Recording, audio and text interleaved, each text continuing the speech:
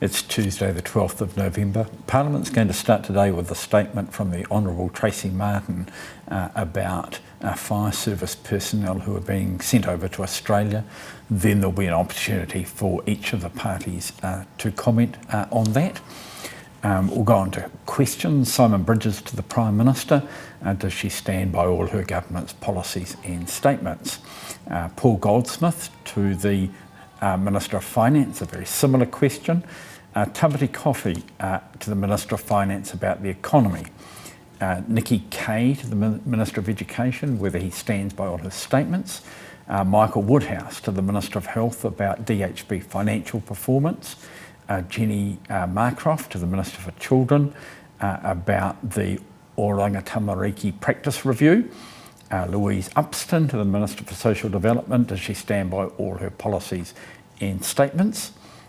Chris Bishop to the Associate Minister of Transport. Does she stand by all her statements and actions? Jan Tinetti to the Minister of Education about changes in school governance and management. Simon O'Connor to the Associate Minister of Housing. Does he stand by all his policies and statements? Brett Hudson to the Minister of Police about the 1800 police target. And Greg O'Connor to the Minister of Police about access to firearms. We'll then go on to legislation. The Parliamentary Agencies Delegations Legislation Bill, likely to be a short time in committee. All that does is let the Office of the Clerk and the Parliamentary Service have some shared roles and shared responsibilities.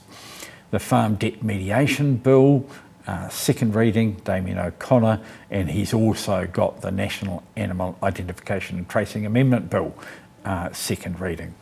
We'll then go on to a continuation of the third reading of the Organ Donors and Related Matters Bill, the third reading of the Criminal Cases Review Commission Bill in the name of Andrew Little, and the Land Transport Wheel Clamping Amendment Bill, third reading, in the name of the Honourable Chris Fafoy.